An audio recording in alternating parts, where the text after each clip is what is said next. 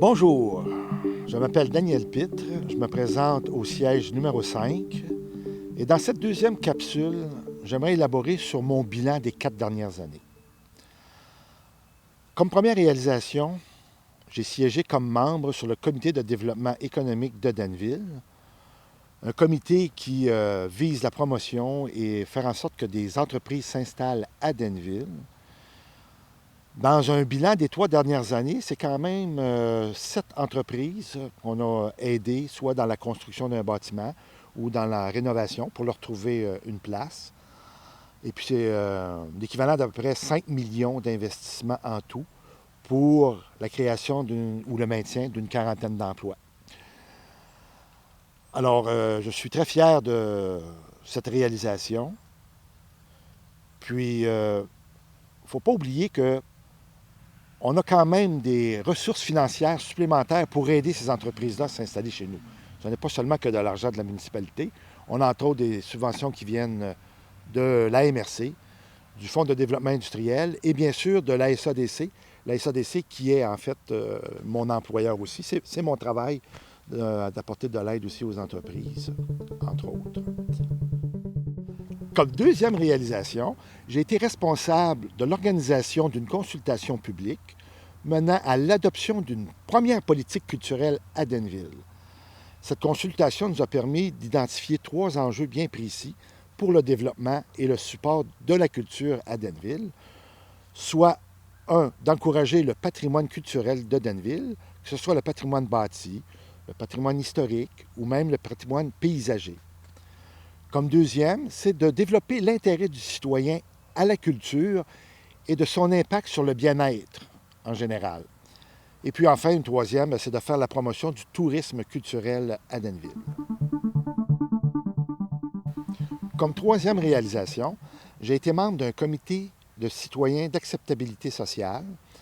C'est quoi un comité d'acceptabilité sociale? En fait, c'est un comité qui analyse un projet, que ce soit un projet industriel, résidentiel, économique, qui peut avoir des impacts plus ou moins négatifs sur l'environnement. Alors, c'est de voir un peu si ce projet-là passe la rampe, si vous prenez l'expression, au niveau environnemental. L'originalité de cette expérience-là fait en sorte que la ville de Danville va avoir une oreille un peu plus sensible au niveau du développement durable. Comme quatrième réalisation, j'étais responsable du comité Village Relais et Cœur villageois. 2 comités qui sont réunis ensemble. Mais en fait, qu'est-ce qu'un village relais? Un village relais, c'est d'assurer des services pour tout voyageur qui est de passage ou des gens qui se sentent fatigués puis qui ont besoin d'un arrêt.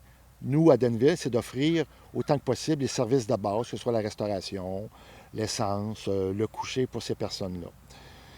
Tandis que Cœur villageois, c'est beaucoup plus pour attirer les touristes ou les excursionnistes à venir consommer les attraits touristiques, culturels, paysagers. On n'a qu'à passer à l'étang Burbank, entre autres.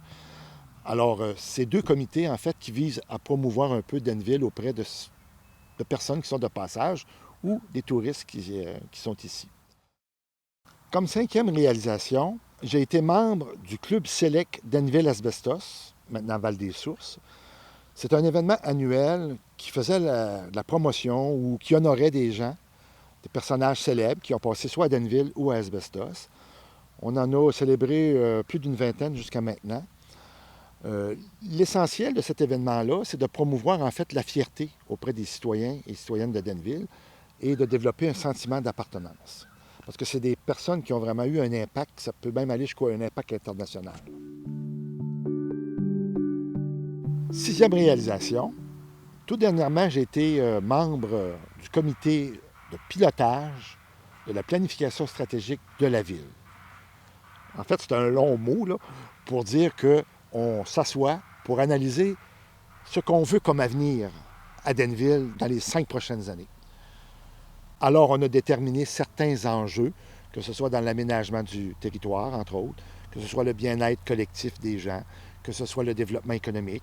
Alors, ce sont les grandes lignes qui sont tracées. C'est bien sûr, on en est à l'état de projet, car le prochain conseil municipal va hériter de ce travail-là qu'on a fait jusqu'à maintenant. Une des facettes de mon travail de conseiller, c'est d'obtenir des fonds qui ne sont pas dans les budgets ni dans les revenus de taxes qu'une ville peut avoir. Des programmes destinés à la voirie, par exemple, qu'on les connaît bien, entre autres sur la taxe d'essence. Mais au niveau des entreprises, on va chercher de l'argent au niveau de la MRC, au niveau d'un fonds de développement industriel.